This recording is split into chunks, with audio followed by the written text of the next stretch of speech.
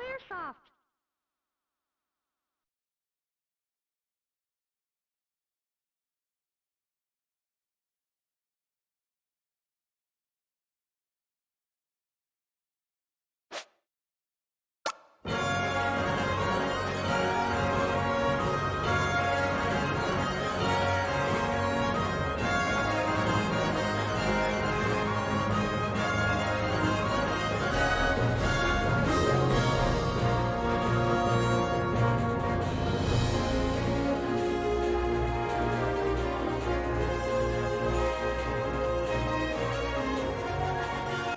Hello, and welcome to another Let's Play of mine. This time around, we're playing Live Alive, or Live Alive, or Live Alive, however you like to say it. I believe in the official press announcements for this game, it was pronounced Live Alive, but I don't really feel like it matters that much. Live Evil, huh?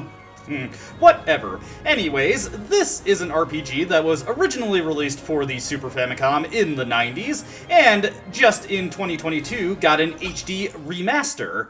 It's not really a full-on remake, not in the sense that I'd consider, because it does play very, very similarly to the Super Famicom version, though there are differences, and when I feel they are notable enough, we will be checking those out. For this video, though, for the bulk of it, we are mostly going to be looking at the HD version of the game, but rest assured, there will be certain moments where we will give the Super Famicom version much more due attention, using an English translation patch for that version of the game developed by the Aeon Genesis Translation Project team. Very good translation team, I'd highly recommend checking out some of their stuff. Anyway, starting a new game in Live Alive, you will be given a chapter select screen, with a variety of seemingly unrelated characters, and across a wide array of times. We have prehistory, we have the Wild West, we have the near future, the distant future, the twilight of Edo Japan, Imperial China, and something that is relatively modern. You know, present day. This is literally happening right now.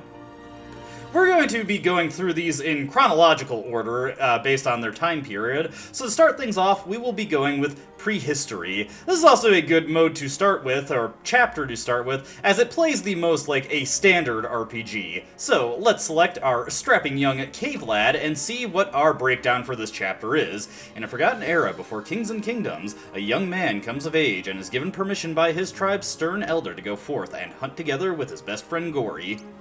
Bereft of spoken words, they rely on their senses to survive, in particular a powerful sense of smell. Guided by their noses, they track game and find shelter, and learn much of the world and its dangers. One thing to note about the HD version of Live Alive is that it has full voice acting. However, for this first chapter, we're not going to have dialogue because this is before spoken word, so I'll probably be popping in a lot during the cutscenes just to give my reaction to the unga bunga we are about to bear witness to. But rest assured, you won't have to hear me read the text too much if you don't like that kind of thing. With that being said, let's get this underway.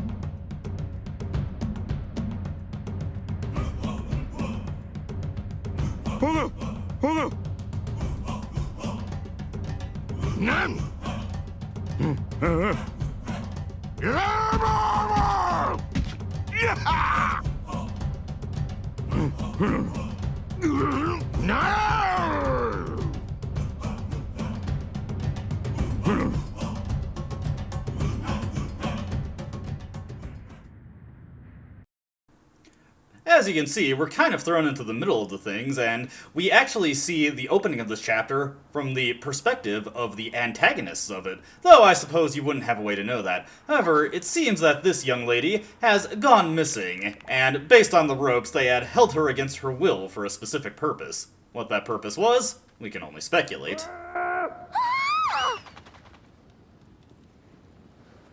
I would just like to point out that those speech bubbles that we see that have the character sprite in it, those are actually the sprites from the Super Famicom version, so we do still get to see a little bit of content is in the original version of this game, in this new HD version.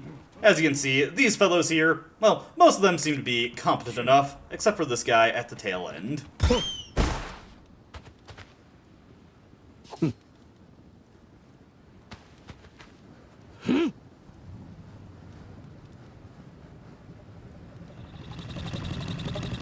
As you can see, despite this being prehistory, we are operating heavily on Flintstones logic here, and we have what I can only assume are foot-powered cars.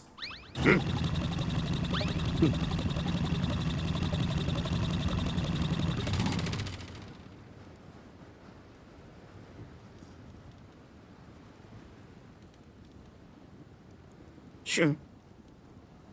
Okay.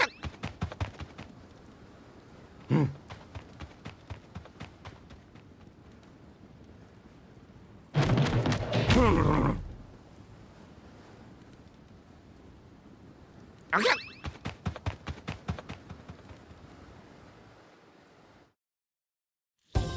The chapters in Live a Live tend to have variable tones. The prehistory chapter is very much on the comedy side of things.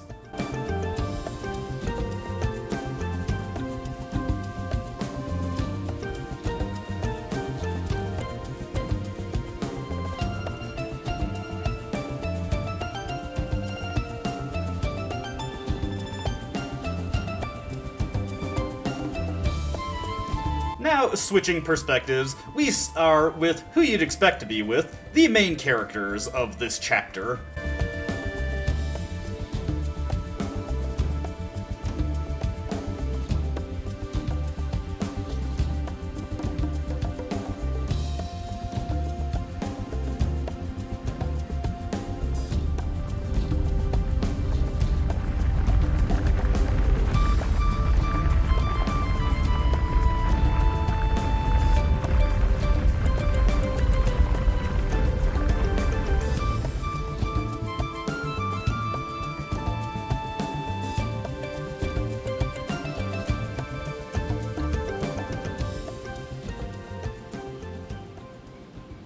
One thing I'd like to say about this game right now is that it has a fantastic OST, both this version and the SFC version. Highly recommend checking them out. But we get our chapter title, The First. The First what? Well, I mean, it's so early, it's just the first in general. And here we actually get to our first thing of this remake that I actually kind of dislike. As you'd expect for a Super Nintendo, Super Famicom era RPG, in the original game you could give your characters whatever name you like. For whatever reason, they retain this for the HD version, and I feel like that's kind of a mistake. I've always disliked it in games where we have like more modern RPGs with voice acting where there are established characters where you can change their names. It just makes the dialogue so awkward. It was not great in Final Fantasy X and has continued to not be great. It's whatever when it's a self-insert protagonist character you're meant to project onto, like in the Persona games, but in voice-acted games where we have these established characters and the dialogue does its best to avoid mentioning their names, I don't like it. That's my random rant here. Anyways, the canon name is Pogo. We're going to stick with that.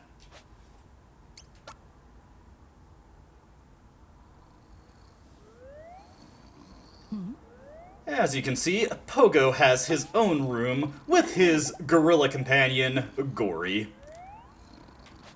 And we get our first tutorial of the game, the radar. The radar located in the bottom right corner of the screen can be used to identify unexplored areas and guide you to your current objective. This is something that is a modern amenity of the HD version. There was no such radar in the SFC version, and you just kind of had to navigate and figure out where you were supposed to go on your own. This radar heavily signposts you towards the intended objective, making this version a lot easier to get through at times, though there are certain moments where the radar decides it doesn't want to help you.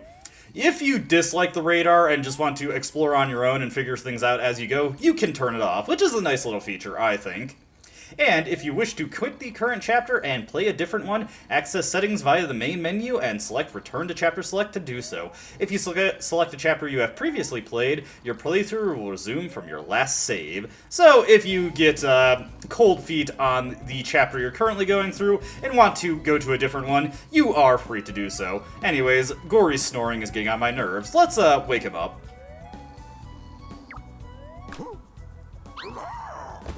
Little bit of shock for him there, but he collects himself quick enough. One thing to note about the HD version of this game, another little change here, is that interactables that actually yield an item for you are signposted with little sparklies. We get a stick there, so let's take a look at that stick. Resource. Stick is stick. informative. A lot of the descriptive text in this chapter, because we are before the spoken word, is either incredibly blunt or non-existent. As you saw, the interact was just a series of dots, reflecting that Pogo does not have actually possess a word for the concept of searching. As you can see, we only have a bone equip. We could equip that stick, but it is worse than our bone, so not much reason to do so. As you can see, Gory does not have anything equipped, and in fact, Gory can equip very little. You know, being a gorilla, he doesn't exactly have the same capacity for using tools that Pogo does. We will very shortly get a whole bunch of stuff to equip, but we have a few things to check out before that becomes the case. Heading out into this hallway here, this fellow is blocking our way. Hey, move, buddy.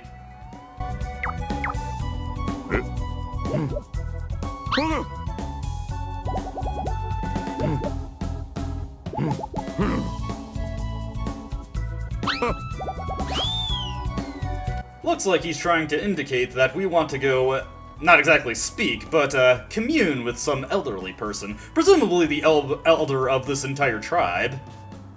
Very hot. Hey, don't laugh at me, Gory. Gory can sometimes laugh at the misfortune of Pogo. And who are these fellows over here? Okay.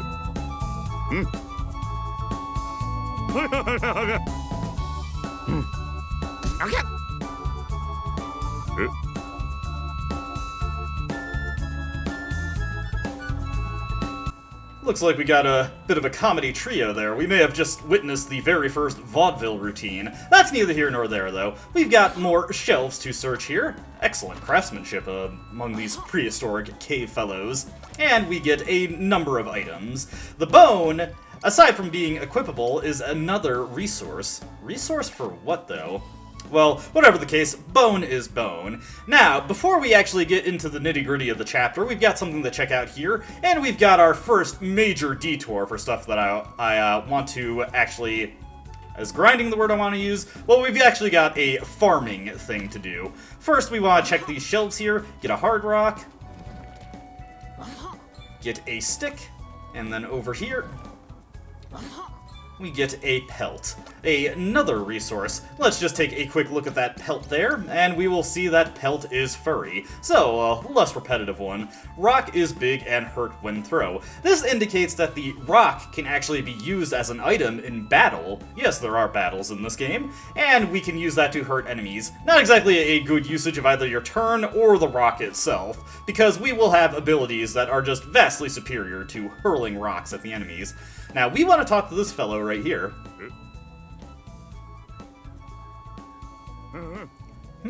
Seems to be indicating that we want to keep an eye on a smaller number. And he will then point, and he wants us to indicate which haystack had the lower number of cavemen go into it. I believe it was the one on the right that had it.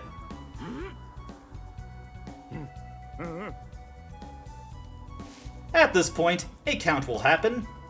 And yeah, it seemed like a very small number went into there. If you call it correctly, you get a whole bunch of resources, including some that we have not seen yet, such as beast horns, beast fangs, set of dried skins, and, well, another rock. But yes, we get 6 materials, 1 of each, and we can do this endlessly to farm up. Now, you want to pay attention to the initial wave that goes into these things. And sometimes it is easier to see which one had the intended number. So very obviously, more guys went into the left there. We want to call the one on the right. There is one other variation of this mini-game that can happen where Gory will enter the stack, and he wants you to point at the stack that Gory went into. Now, we are actually at the point where we're going to make our first switch over to the Super Famicom version to check out a minor difference. So, in the Super Famicom version, instead of having just one caveman to talk to who's standing in a stationary spot, we've got this guy who's running around a bit manically. If we walk up to him and talk to him, it can be a little tricky to get to him, but just eventually, and you're gonna hear me slamming on the keyboard in this version of the game a lot, talk to him, another caveman comes in. If you talk to that caveman, Another caveman comes in. If you talk to the same caveman, again, if we can just track him down, that will also trigger another caveman. So we've got 3 in here right now. So I want to actually get close to the door, and when one just happens to wander into me, there we go. Now, let's see, 5, 6, 7, 8, 9, 10, 11, 12, 13, 14, 15, 16, 17, 18. I want to stop at 18. And I just want to make sure everybody's in the room and get right up on the door. Don't let these guys get trapped in here.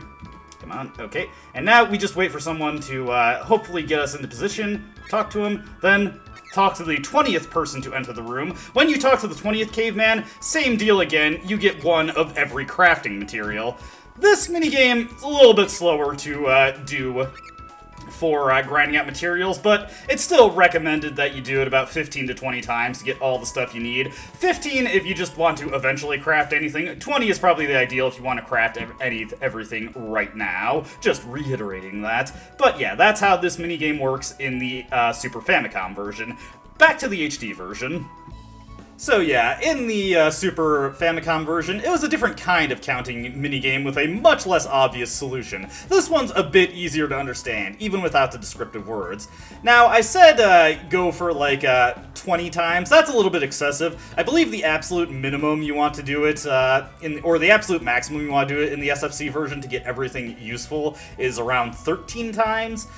In this version of the game, we're going to do it 20 times, though, just to make absolutely sure I have every bit of materials I want to craft every item.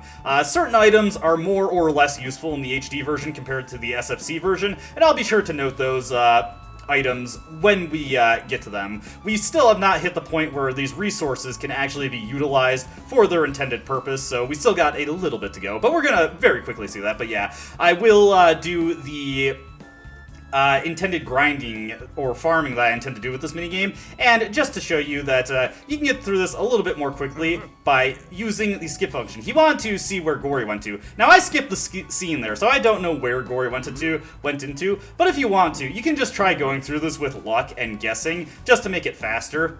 And yeah, we did not get anything there, so we lost out on that. But that does remind me that there is also a different thing that happens if you happen to fail. So let me cut ahead to that. And if you fail, they laugh at you. Now, you could play this game fairly and just do it a natural way, do your best to actually count things. Some of the patterns that they enter the hay bales at can actually be pretty difficult to spot who had more go into it or which one had Gory go into it, but you can very easily just cheese this minigame by skipping the initial cutscene, then just guessing the top option, and sometimes you'll just happen to be right like I was there. So we're just going to keep doing that until I get this correct 20 times, and how far along am I to that point? Yeah, so I've got a handful more, 14 more correct guesses to go with this. We want to do this right now because it's only available for a very limited time.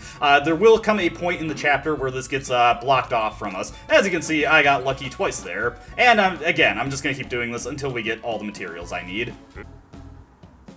Alright, I have gotten everything that we've needed. As you can see, at the minimum, I have 20 of each resource available. Fang is sharp. Horn is sharp. And what was the other one? The dried skin? Skin is dry and tough.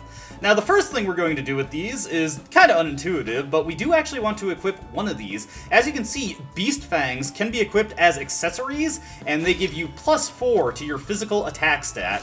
We'll go over the stats in a second, but I do want to equip 5 of these to Pogo to start with. This gives him a massively increased physical attack stat. Unfortunately, Gory cannot equip the Beast Fangs. There is some stuff that a Gory can equip, but not much, not much. Now, to quickly go over the stats here, let's just take a look at Pogo here. As you can see, we've got 9 different statistics available. Attack is your overall offensive stat. This gives a bonus to every single attack you launch. It does not go up by leveling, you can only increase it through equipment. Physical attack does go up by leveling, and as you can imagine, it affects, well, physical attacks. Special attacks will often affect elemental attacks or mine-type attacks, and we'll go over the different types of attacks as we see them. Defense is your overall defensive stat. Like attack, it can only really be augmented through equipment, and it just gives you general defense against everything. Physical defense, obviously, against attacks that are flagged as physical, that will defend you. Special defense is against attacks that are, elemental, mine. Every attack in the game keys off of a different stat. Speaking of attacks keying off of different stats, speed does not affect anything with turn order in this game. It is another determinant offensive stat. Certain attacks will key off of the speed stat. Speed, having it, does not make your characters any faster in battle. Accuracy, of course, determines your ability to hit with attacks. Different attacks have different base accuracy values, and having more of the accuracy stat will, of course, help those attacks hit better, particularly if they are inaccurate. This stat does go up through leveling, and I'm not too sure if there is any equipment in the game that actually benefits it, though it is obviously very helpful if there is, so I should keep an eye out for that. In my practice playthroughs, though, I did not find too many things, if anything, that actually affected accuracy. Evasion, of course, is the counterpoint to accuracy. This determines how likely you are to avoid attacks, and obviously avoiding attacks to avoid damage altogether is pretty good. You can also toggle the stat screens here to see what you are resistant to based on the equipment that you have available. Some characters will have innate resistances, and as you can see, both Pogo and Gory are resistant to dark or curse-type attacks, so that really doesn't matter too much right now, so don't really worry too much about that. I just want to bring that up at this moment. Heading out into the main cave area once again, or rather the connecting hallway leading to the main cave area, we have a bunch of our fellow cavemen here. Cavemen? I was gonna say cave people, but does not look like there are any cave women around here. This guy's a little bit out of it. You can just give him some motivation there. This guy... Eesh. Don't stand downwind of this fellow. What about you, buddy? He doesn't seem to have much to say, although it looked like he was a little amused by our encounter with the other guy. This guy is engaging in a bit of sleepwalking. Now over here, as you can see, this cave is signified with a, like a crossed bit of axes or hammers there. This is the crafting room of the cave. And as this guy demonstrates, we can combine a variety of objects together, these resources that we've been getting, to create things. By combining two different items, you can create new, potentially useful ones. Experiment with different combinations and see what happens. Now, this is how we get the bulk of our equipment in the prehistoric chapter, and very unusually for a crafting system, everything we need to make all the best stuff available in this chapter, well, we already have. There are some materials that exist that we don't have at the moment, but they are created from the resources that we have. To start with, though, let's start with the suggestion that guy gave us. Let's combine a rock with a stick. And you will get a brief scene of this guy going into the back room, crafting those items together, and we get a strong axe. Now, the strong axe is not the strongest thing we can make. There are a variety of things we can make. He is just trying to signify what we want to do here. We want to point to the left to keep on crafting. Like other cutscenes, we can skip all of this guy's little interactions just by holding the R trigger on a 360 controller, or the indicated trigger on whatever controller you're using for this. I'm just using a 360 controller. Now, there is a pretty extensive set of items that I want to make here, so I'm just going to do a quick smash cut of all the things I want to craft, and believe me, it's going to be a lot. So let me get through this. Starting things off, I actually want to show off the other materials that we can make. So to make new materials, we want to combine a hard rock with a bone. That will get us a stone knife. Stone knives can in turn be crafted with other items in order to, or another set of items, in order to make another material. And let me see, the stone knife, I believe we want to combine that with the dried skins? And, okay, well that's something I wanted to make anyways. That's the best armor in the chapter, the Wild Heart armor. What I actually wanted to combine the stone knife with was the pelt, because if we do that, we get a leather strap. This is another item that is required for crafting better stuff. In particular, this is very useful for crafting a lot of good armor, and a couple of useful weapons. Now, let me just jump through all the things that I want to make, and I will indicate the items that we actually need in order to create them. By combining the leather strap with a stick, we can get the fast whip. By combining the stone knife with a stick, we can get a quick spear, one of the strongest weapons in the chapter, though not the one that gives you the biggest boost to your attack stat.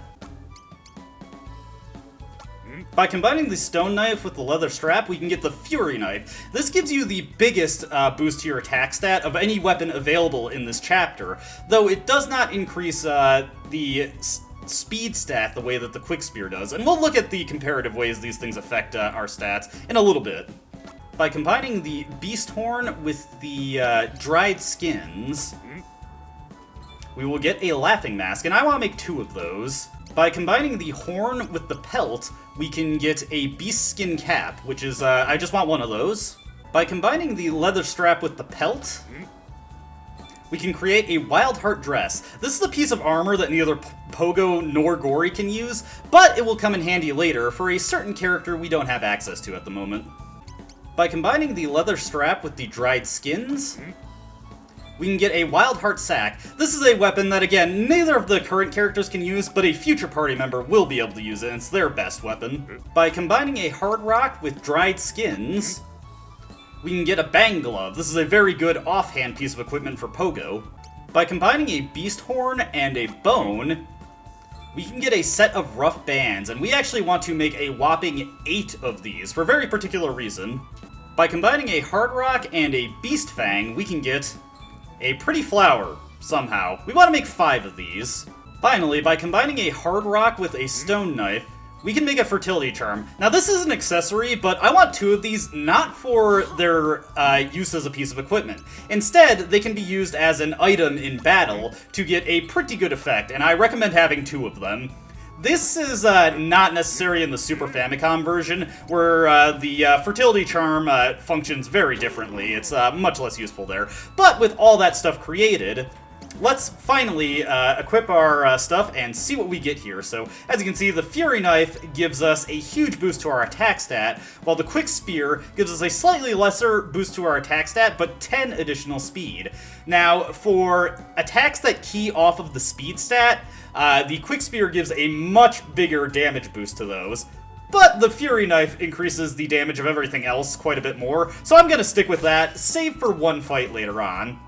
We want to equip the Laughing Mask onto Pogo, since that's the best helmet you can use. We could put the Fast Whip in his offhand and give a pretty good bonus to the attack that keys off of his speed stat, but his other attacks that key off of the physical attack stat benefit a lot more from the Bang Glove, so we'll equip that. We'll of course give him his Wild Heart armor, which does reduce his speed by a bit. Pretty frustrating, but look at those defensive bonuses there. And finally, equip the Rough Bands onto his feet. Gory does not get nearly as much equipment here, but he can equip the Beast Skin Cap for a bunch of speed and some defense, and he can wear the Rough Bands on his feet, much like Pogo, for the stats that those provide. But also, the Rough Bands can be equipped to him as an accessory, giving him a huge boost to his special defense and his speed if we fill out his slots with them completely.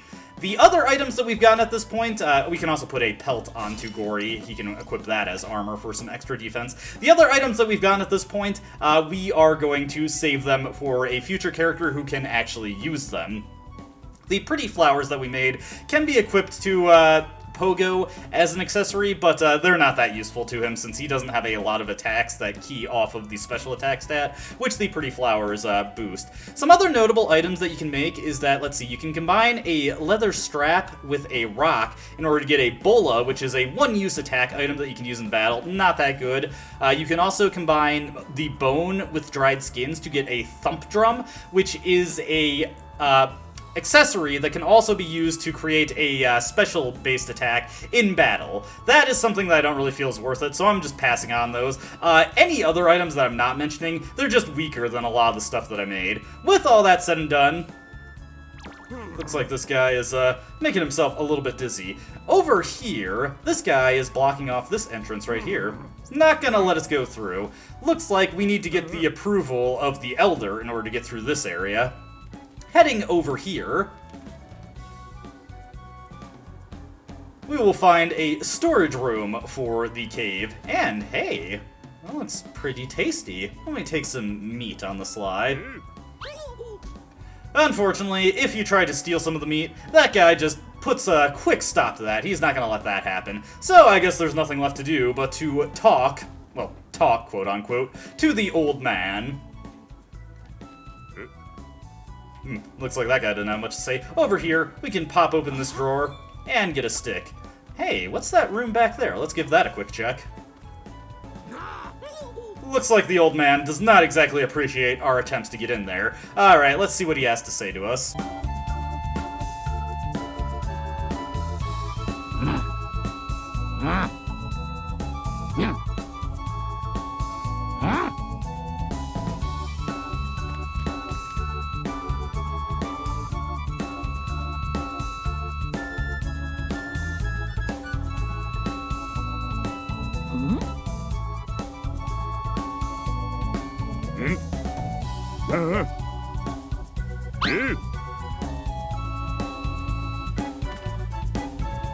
So, if I'm following that little game of charades there properly, it looks like the old man wants us to learn how to hunt, and I believe we are more than adequately geared up for that purpose, so I think it's a good time to go out and actually get into some combat, as well as see if we can actually make it as a hunter.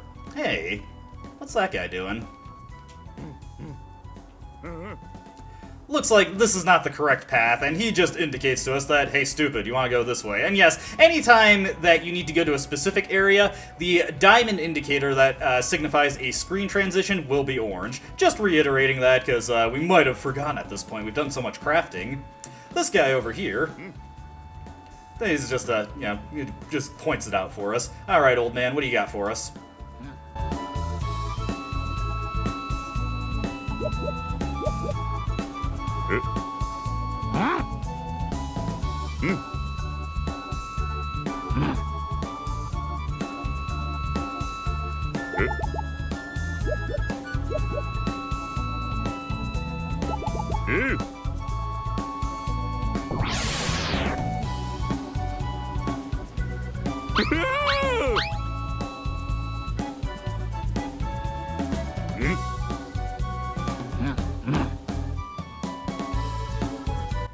Alright, so a demo on how to hunt. Seems that guy utilized his sniffer in order to find an animal and killed it for the meat.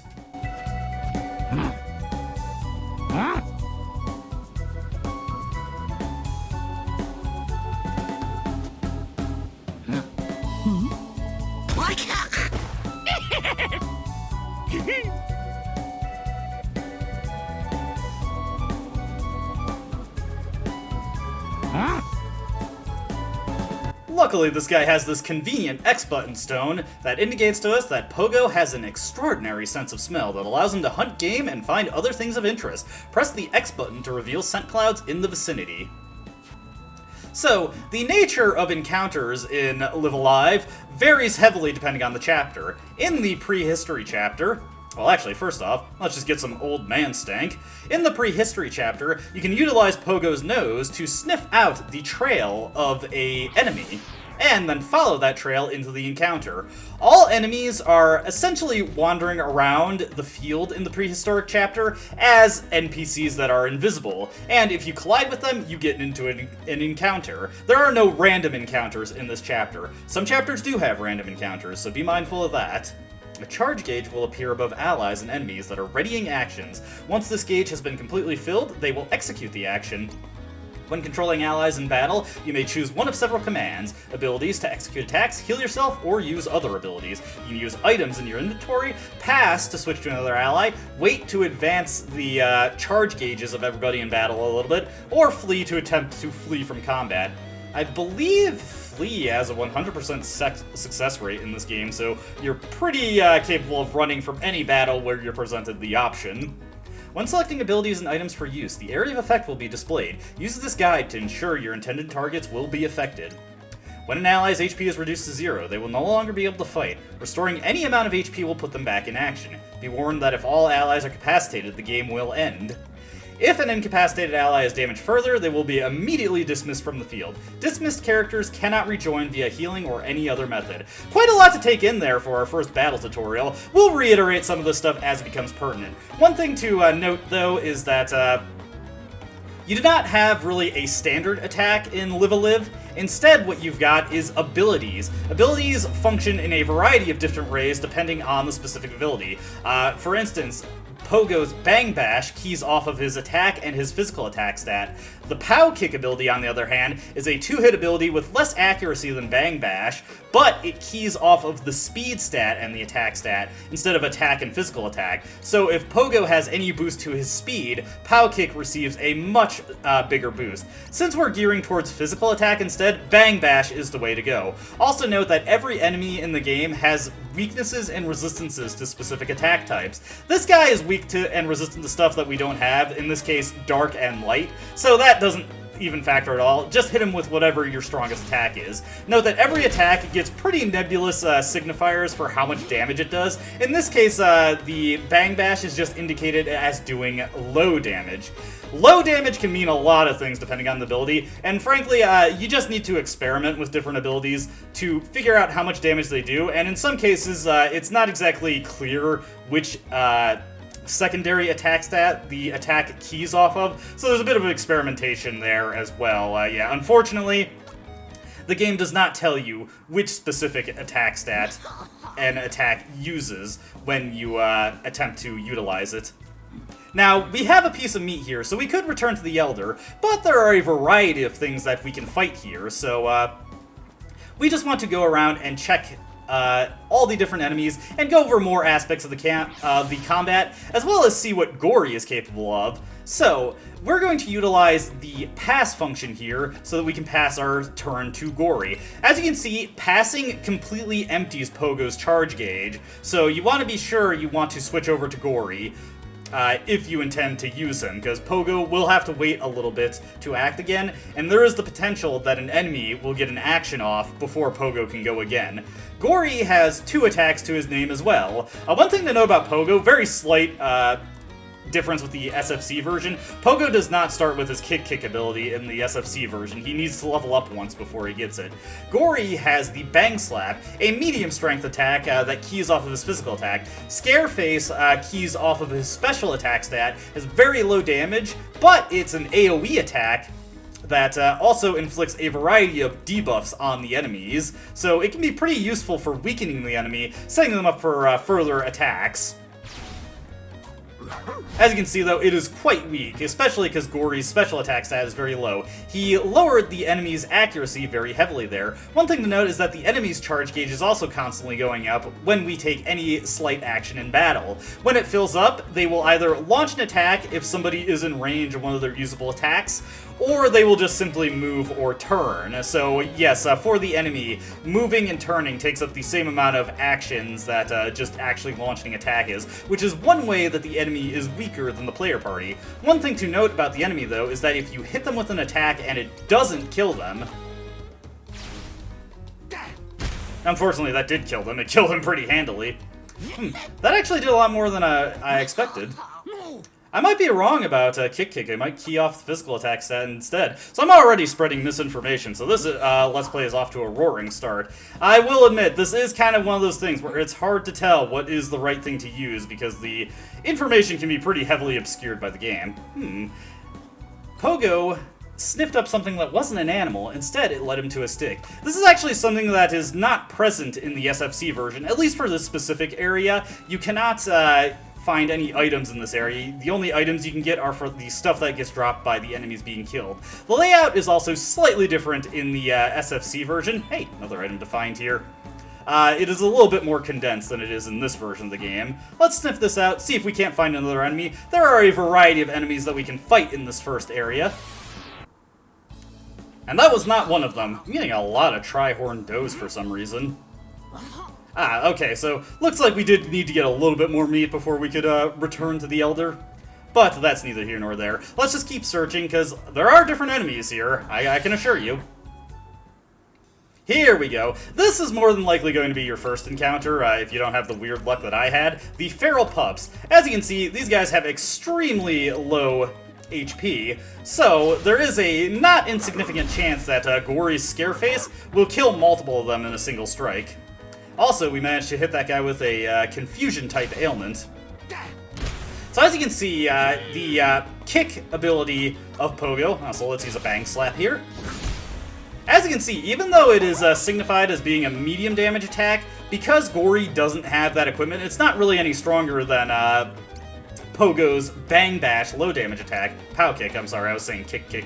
But Pow Kick, if its second hit fails to connect, and it does have lower accuracy than Bang Bash, it'll do considerably less damage than Bang Bash does, so that's something you have to consider. Another important thing about Kick, or I keep saying Kick, Pow Kick, is that it actually can push the enemy back, which is very important to know when dealing with certain attacks. Okay, so we've got enough meat at this point, more than enough meat at this point, but I just want to search around a little bit. I'm not going to be looking for enemies, I just want to make sure I get the remainder of the items, even though it really doesn't matter at this point. I just, you know, my completionism, I gotta collect these things. I think we've done enough though. Let's return to the Elder and give him our haul of meat. Very slowly make our way back to the Elder. And Elder, I have successfully hunted. Are you proud of me?